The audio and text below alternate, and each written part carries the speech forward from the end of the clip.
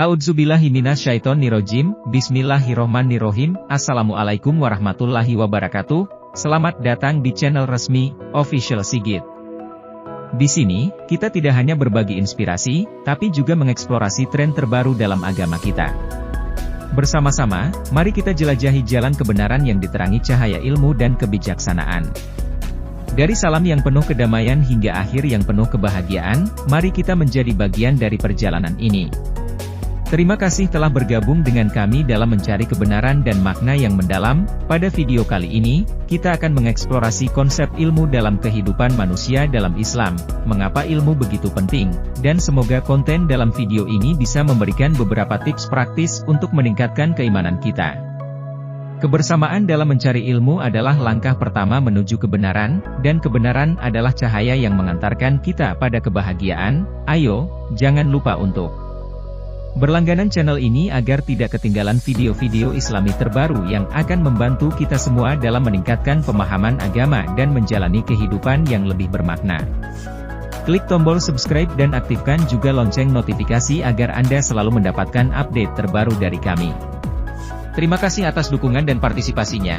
Dengan itu, mari kita mulai. Selamat menonton, semoga video ini bermanfaat bagi kita semua. Sunan Gresik 1. Asal-usul Sunan Gresik.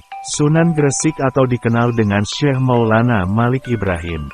Jauh sebelum Maulana Malik Ibrahim datang ke Pulau Jawa, sebenarnya sudah ada masyarakat Islam di daerah-daerah pantai utara, termasuk di Desa Leran. Hal itu bisa dibuktikan dengan adanya makam seorang wanita bernama Fatimah binti Maimun yang meninggal pada tahun 475 Hijriah atau pada tahun 1082 Muharram. Jadi sebelum zaman Wali Songo, Islam sudah ada di Pulau Jawa, yaitu daerah Jepara dan Leren. Tetapi Islam pada masa itu masih belum berkembang secara besar-besaran. Maulana Malik Ibrahim yang lebih dikenal penduduk setempat sebagai kakek bantal itu diperkirakan datang ke Gresik pada tahun 1404 Muharram. Beliau berdakwah di Gresik hingga akhir wafatnya yaitu pada tahun 1419 Muharram. Pada masa itu kerajaan yang berkuasa di Jawa Timur adalah Majapahit. Raja dan rakyatnya kebanyakan masih beragama Hindu atau Buddha. Sebagian rakyat Gresik sudah ada yang beragama Islam, tetapi masih banyak yang beragama Hindu atau bahkan tidak beragama sama sekali. Dalam dakwah kakek bantal menggunakan cara yang bijaksana dan strategi yang tepat berdasarkan ajaran Al-Quran yaitu, hendaklah engkau ajak ke jalan Tuhanmu dengan hikmah kebijaksanaan, dan dengan petunjuk-petunjuk yang baik serta ajaklah mereka berdialog, bertukar pikiran, dengan cara yang sebaik-baiknya. Quran Surat An-Nahl, ayat 125. Ada yang menyebutkan bahwa beliau berasal dari Turki dan pernah mengembara di Gujarat sehingga beliau cukup berpengalaman menghadapi orang-orang Hindu di Pulau Jawa.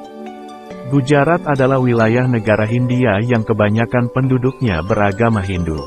Di Jawa, kakek bantal bukan hanya berhadapan dengan masyarakat Hindu melainkan juga harus bersabar terhadap mereka yang tak beragama maupun mereka yang terlanjur mengikuti aliran sesat, juga meluruskan iman dari orang-orang Islam yang bercampur dengan kegiatan musyrik. Caranya, beliau tidak langsung menentang kepercayaan mereka yang salah itu melainkan mendekati mereka dengan penuh hikmah. Beliau tunjukkan keindahan dan ketinggian akhlak Islami sebagaimana ajaran Nabi Muhammad SAW. Dari huruf-huruf Arab yang terdapat pada batu nisannya dapat diketahui bahwa Syekh Maulana Malik Ibrahim adalah si kakek bantal, penolong fakir miskin, yang dihormati para pangeran dan para sultan ahli tata negara yang ulung. Hal itu menunjukkan betapa hebat perjuangan beliau terhadap masyarakat, bukan hanya pada kalangan atas melainkan juga pada golongan rakyat bawah yaitu kaum fakir miskin. Keterangan yang tertulis di makamnya ialah sebagai berikut. Inilah makam almarhum Al-Makfur, yang berharap rahmat Tuhan, kebanggaan para pangeran, para sultan dan para menteri, penolong para fakir dan miskin, yang berbahagia lagi syahid, cemerlangnya simbol negara dan agama, Malik Ibrahim yang terkenal dengan kakek bantal. Allah meliputinya dengan rahmatnya dan keridaannya. dan dimasukkan ke dalam surga. Telah wafat pada hari Senin 12 Rabiul Awal tahun 822 Hijriah. Menurut literatur yang ada, beliau juga ahli pertanian dan ahli pengobatan. Sejak beliau berada di Gresik, hasil pertanian rakyat Gresik meningkat tajam. Dan orang-orang sakit banyak yang disembuhkannya dengan daun-daunan tertentu. Sifatnya lemah lembut dan tertentu. Sifatnya lemah lembut, welas asih dan ramah tamah kepada semua orang, baik sesama muslim atau dengan non-muslim, membuatnya terkenal sebagai tokoh masyarakat yang disegani dan dihormati.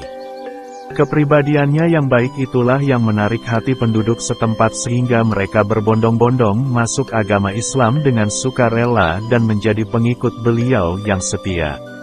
Sebagai misal, beliau menghadapi rakyat jelata yang pengetahuannya masih awam sekali.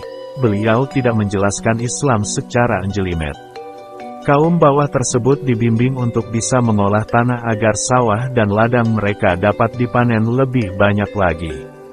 Sesudah itu mereka dianjurkan bersyukur kepada yang memberikan rezeki, yaitu Allah Subhanahu wa Ta'ala. Di kalangan rakyat jelata, Syekh Maulana Malik Ibrahim sangat terkenal, terutama dari kalangan kasta rendah. Sebagaimana diketahui, agama Hindu membagi masyarakat menjadi 4 kasta, yaitu kasta Brahmana, Kshatriya, Waisya, dan Sudra. Dari keempat kasta tersebut, kasta Sudra adalah yang paling rendah dan sering ditindas oleh kasta-kasta yang lebih tinggi. Maka ketika Syekh Maulana Malik Ibrahim menerangkan kedudukan seseorang di dalam Islam, orang-orang kasta Sudra dan Waisya banyak yang tertarik. Syekh Maulana Malik Ibrahim menjelaskan bahwa dalam agama Islam semua manusia sama sederajat. Orang Sudra boleh saja bergaul dengan kalangan yang lebih atas, tidak dibeda-bedakan. Di hadapan Allah semua manusia adalah sama, yang paling mulia di antara mereka hanyalah yang paling takwa di sisi Allah Subhanahu wa Ta'ala. Takwa itu letaknya di hati yang mengendalikan segala gerak kehidupan manusia untuk berusaha sekuat-kuatnya mengerjakan segala perintah Allah dan menjauh. Takwa itulah manusia akan hidup bahagia di dunia dan di akhirat kelak.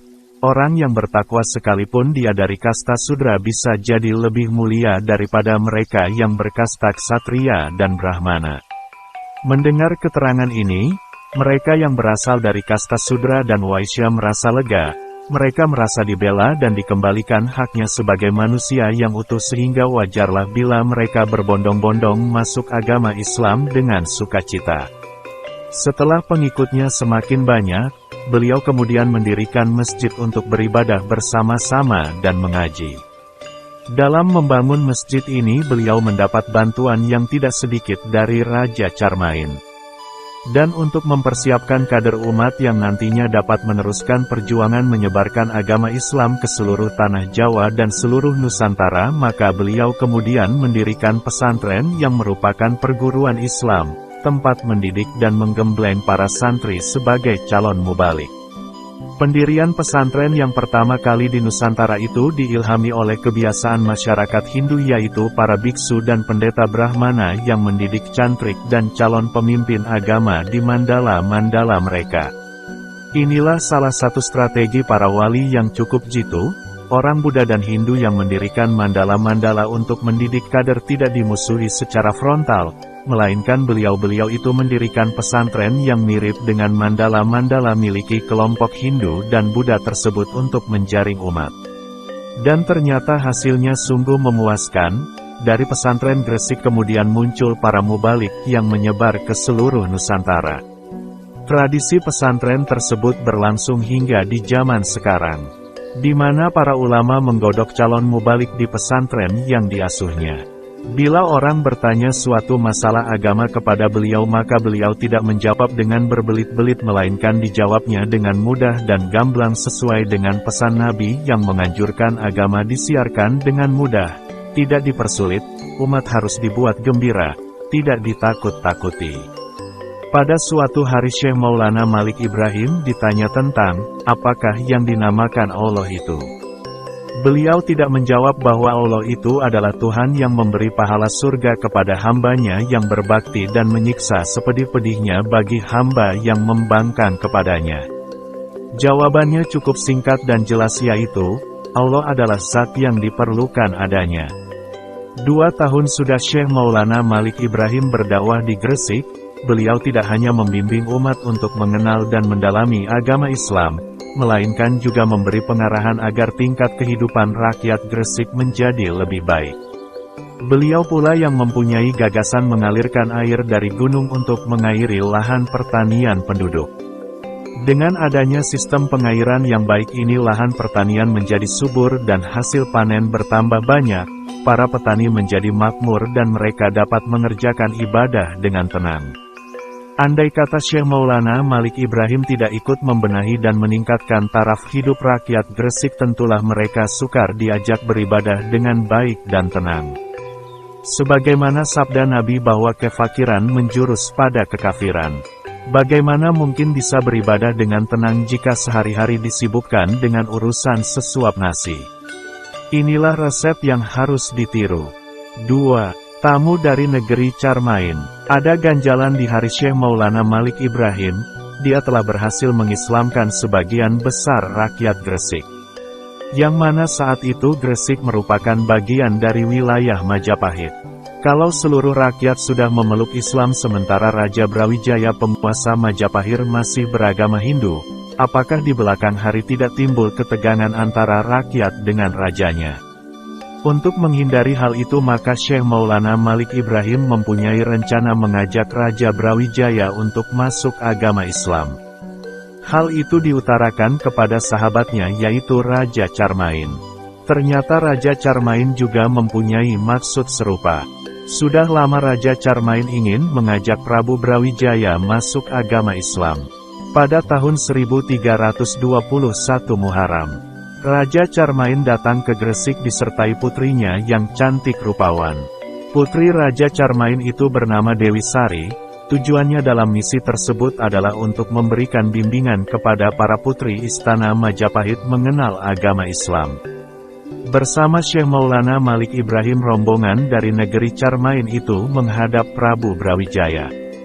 Usaha mereka ternyata gagal. Prabu Brawijaya bersikeras mempertahankan agama lama dengan ucapan diplomatis bahwa dia bersedia masuk Islam bila Dewi Sari bersedia dipersuntingnya sebagai istri. Dewi Sari menolak, tidak ada gunanya masuk Islam bila ditunggangi dengan kepentingan duniawi.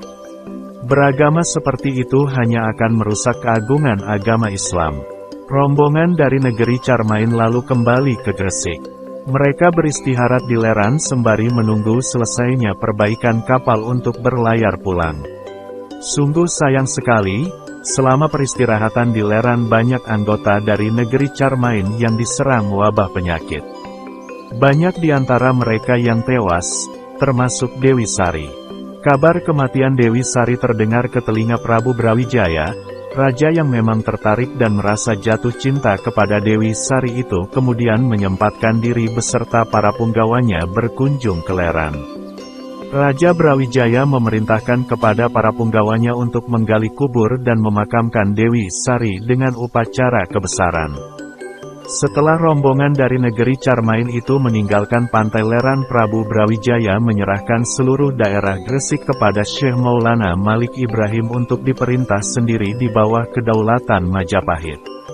Penyerahan wilayah itu adalah siasat dari sang raja agar rakyat Gresik yang beragama Islam itu tidak memberontak kepada rajanya yang masih beragama Hindu. Amanat Raja Majapahit itu diterima oleh Syekh Maulana Malik Ibrahim dengan sukarela. Sesuai dengan ajaran Islam yang menganjurkan perdamaian walaupun dengan kafir sini, yaitu orang-orang bukan muslim yang mau hidup berdampingan dengan aman dalam suatu negara. Demikianlah sekilas tentang Syekh Maulana Malik Ibrahim, seorang waliullah yang dianggap sebagai ayah dari Wali Songo. Beliau wafat di Gresik pada tahun 882 Hijriah atau 1419 Muharram.